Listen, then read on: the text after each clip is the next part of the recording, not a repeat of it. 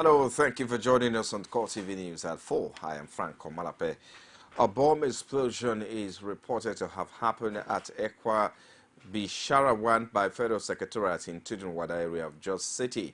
The bomb was said to have gone off mid-service at 9 a.m. when Christian faithful were in a worship session.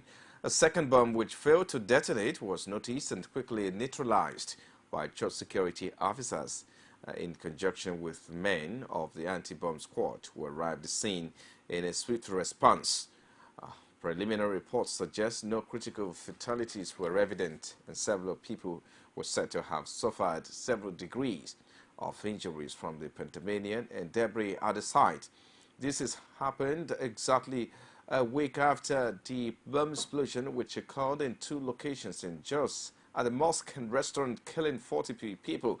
Just the Plateau State capital has witnessed a significant escalation in bombings and Boko Haram-related atrocities lately. It has equally witnessed significant levels of attacks from Fulani marauders where they sacked entire villages, killing scores.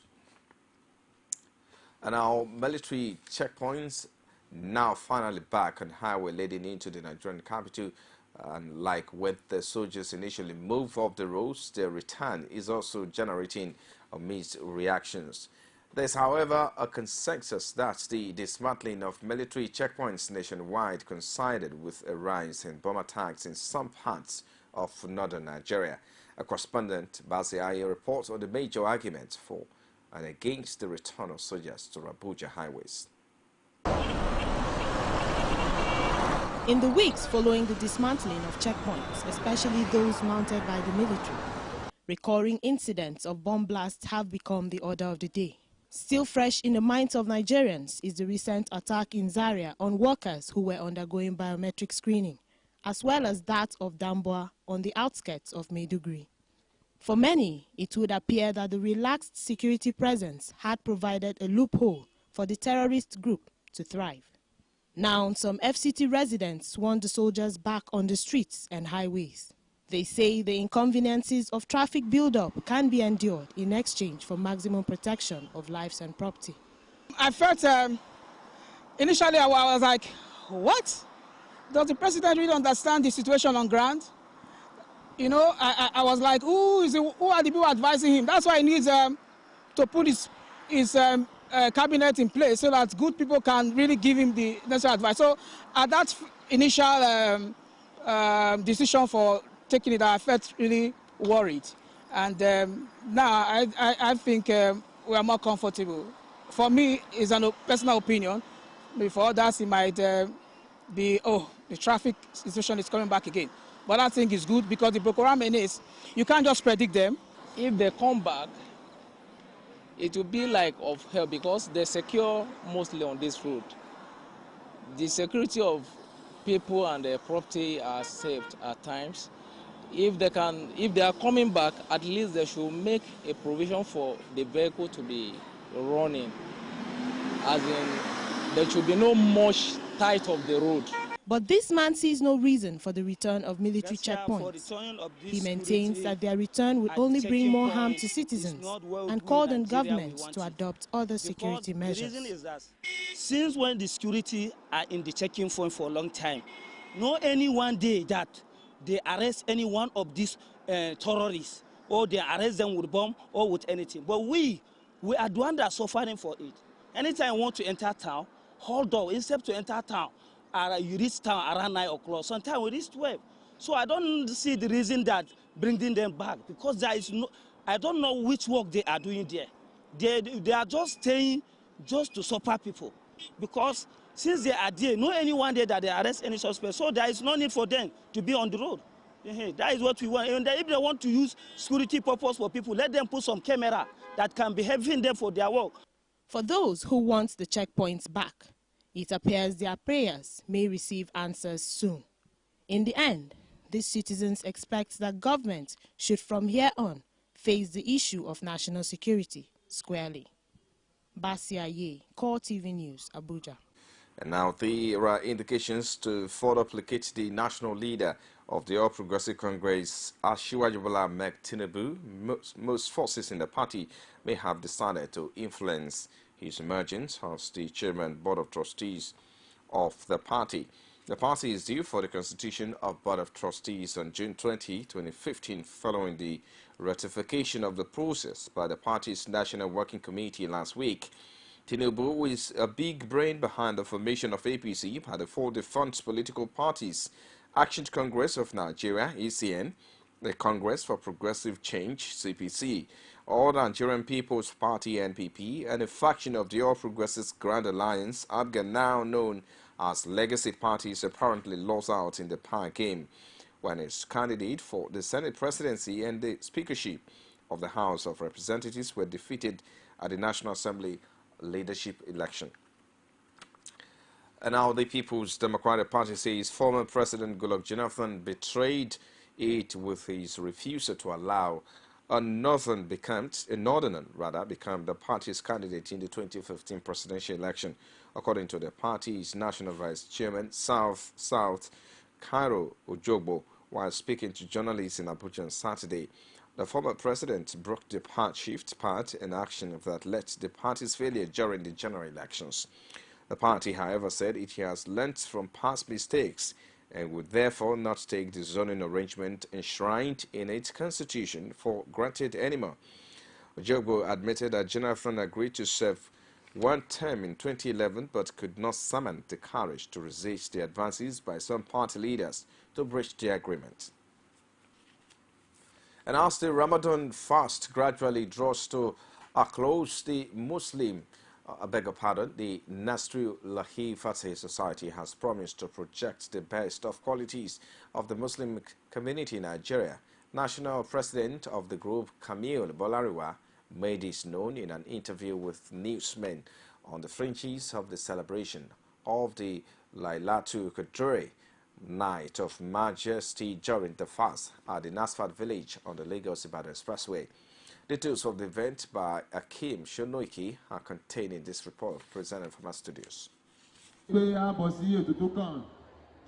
As the curtain gradually draws on the Ramadan fast, Muslim faithfuls have been on the lookout for the Night of Majesty, Lailatul Qadr, the night which, according to the scriptures of Islam, the Quran was revealed.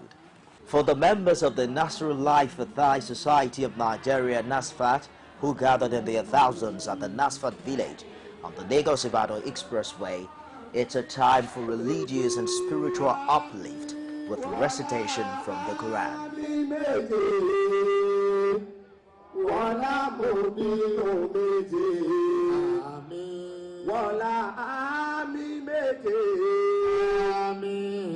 For the president of the society, Camille Bolariwa, the society has succeeded in building knowledgeable people that will show the best qualities of Islam and stop misconception about the religion.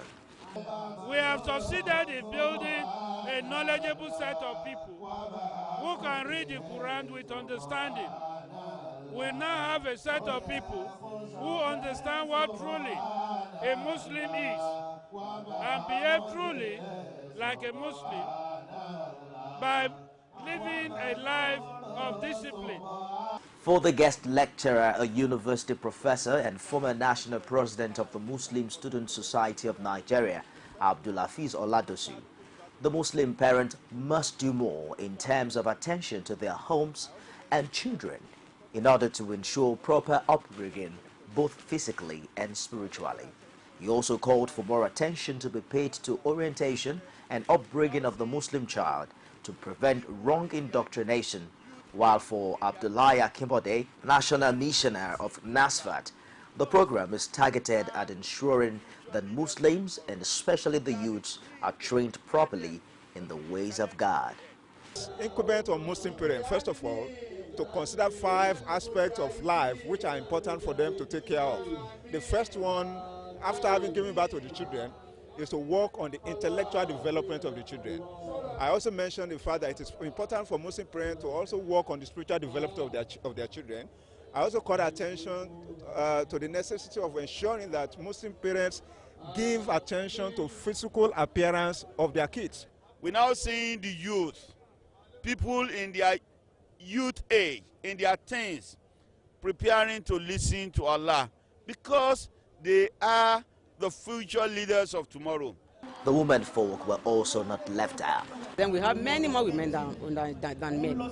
That shows that women, we understand, and we are more religious. I think that is the way I look at it. It is the women that is there. We pray for our men. We pray for our children, even for ourselves, and even for the family. While the prayer goes on, many will hope that these and other related activities will help in raising a knowledgeable Muslim population and prevent misconception and misrepresentation of Islam as espoused by some terror groups. Now, Ondo State government has debunked insinuation that it received a bailout from the federal government to pay outstanding workers' salaries, saying, however, that it only received 2.2 billion naira accrued to it from taxes being part of June allocation from the Federation account, even as it puts its monthly wage bill at 4 billion naira. At a joint media briefing addressed by the Commissioner for Information, Kade Akimade, and his finance counterpart, Yeli Ogundipe, in Akure yesterday, the government disclosed that the bailout proposal presented to the president at a recent meeting by state governors was yet to materialize, as modalities on it are still being worked out. Making clarifications on the bailout issue, the finance commissioner said following the meeting with President Buhari by the state governors over the lingering issue of default in payment of salary and other contractual obligations. One of the things that was decided was that the federal government would find a way to bail out the state in terms of loan, and the funding the excess code account could also be considered. End of quote. You're watching CoreTV News at 4. We'll take a break now. We'll be back shortly with more stories. Do join us again.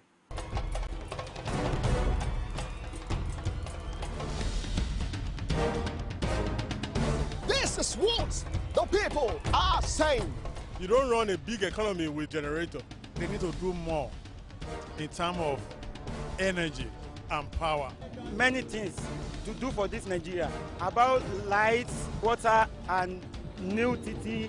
For Nigerians that are not gullible, we know that good laws have done nothing good for this country. Buhari won the election convincingly.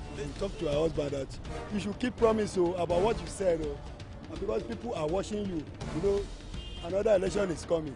Also, some people will stand for Yoruba land.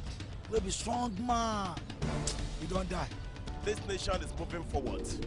The best is going to take place. The people giving voice to the voiceless. This is CoreTV News at 4 live from our Lagos studios. For more information on news and other programs, visit our social media platforms, facebook.com/CoreTV News. You can also follow at CoreTV News NG. For live streaming, you can also log on to youtube.com/CoreTV. Leave a space in news. Now, the increasing rate of kidnapping in the country have given many cause to worry, as most often the act leaves many parents and relatives in agony. In this report, Amina Anebi takes a look at a kidnap case in Kaduna State. The report. The trauma the parents have to go through in search of their missing child from Patella Nursery and Primary School, Anguwan Rumi, Kaduna State. Call it agony of a mother and you would be right.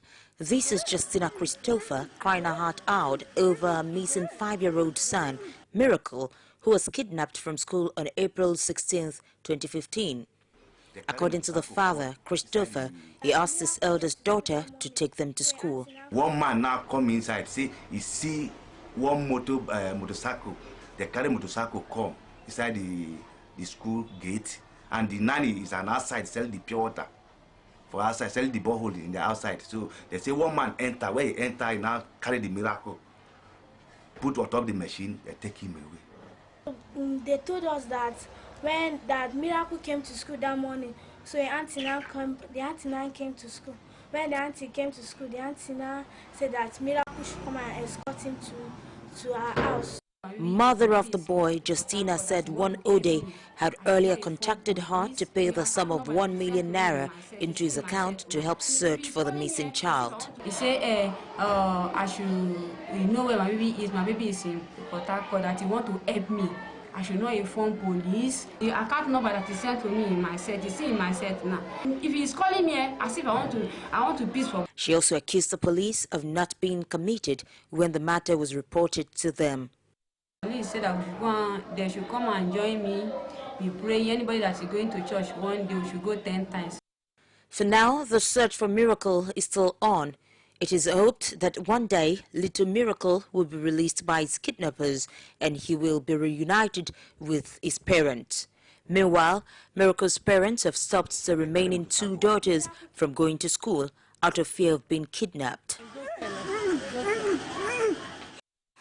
Away from there now, as controversy continues to stir the death of a middle-aged man, Osanyode Ekati, who died in Edo State during a church deliverance section in Benin. The Edo State Police Commander has said it will conduct an autopsy on the deceased to ascertain the true cause of his death. The 45-year-old man reportedly died last Monday during a spiritual exercise at Hope Ministry, also known as Holy Ghost Deliverance Center, a church located at Uselu Quarters, Ego local government area of the state. While some of the residents in the area suspected that he may have died as a result of hitting his head on a hard object due to the blood stain found on his head. His sister believed that his late brother was beaten to death as his legs and hands had been tied up. The father of the victim, Arase Ekatu, said the family was yet to come to terms with the sudden death of their son, maintaining that the late Osanyade had opted for the exercise in his sane mind. The resident pastor of the church, Isoken Ekundaye, however, denied the allegations, insisting that there was a case of beating. But the police public relations officer, Stephen Nwoche, explained that representatives of the family of the deceased and the church will be invited to witness the post-mortem in order to ensure fairness to all parties in the case. He also said 2 other persons, in addition to the pastor in charge of the church, were in police custody to aid the command in the investigation. And as the controversy surrounding the issue of gay marriage continues to rumble on with the recent court judgment in the United States approving gay marriage, a Muslim cleric and secretary of the mission board of the Nasir Lahil Fatih Society of Nigeria, NASFAT, Mustafa Bello, has called on the federal government not to follow the same path. He also commended former President Goodluck Jonathan for ensuring the passage of the same-sex marriage at bill. a point in time in the affairs of this country, a president had the courage. The president had the courage to say, no, we would not sign same-sex marriage. And that's commendation to the former president, Goodluck Jonathan, for doing that. And I feel the current president should also continue in that right. So if somebody wants to be gay, and it has been legislated in America, such a person should be able to live with the consequences of being a gay person, even though it is wrong from the point of view of Islam. But to extend it to the point of wanting to adopt children of people who are not gay, that is not commonsensical.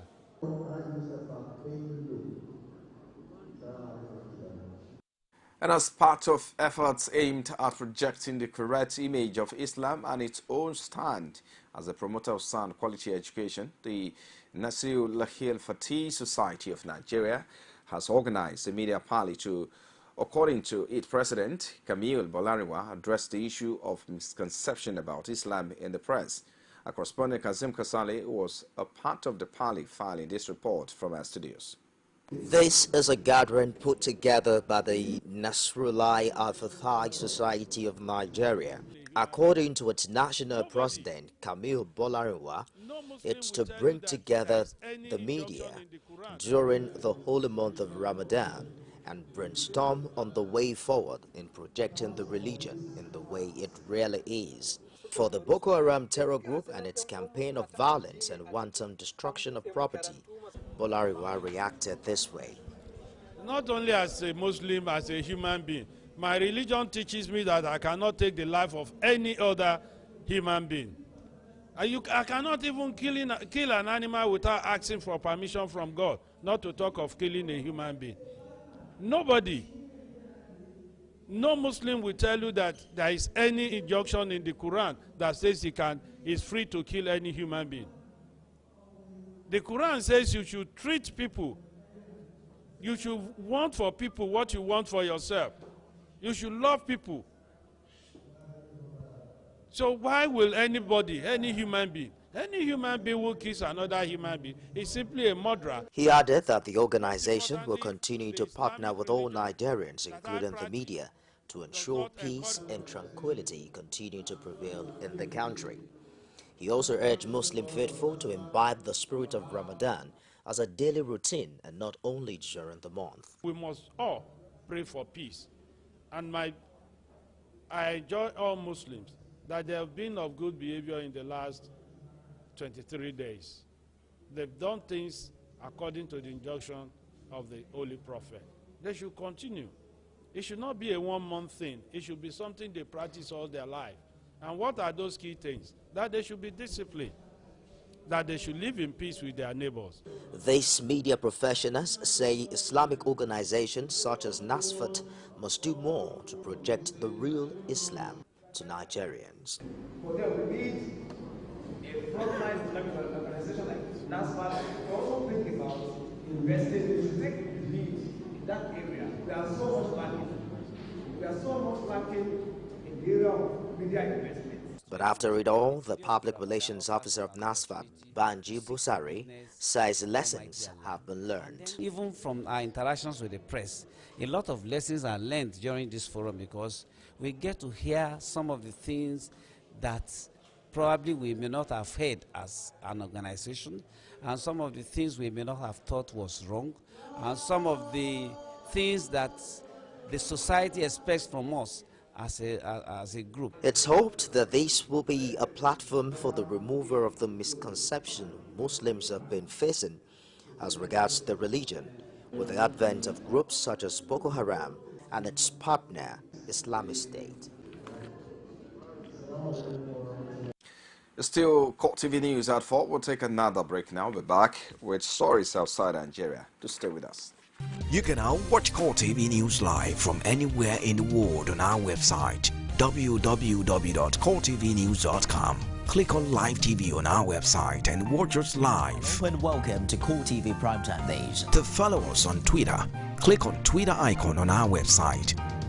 On Facebook, click on the Facebook and YouTube to see all our previous news production. You can also watch us live on YouTube.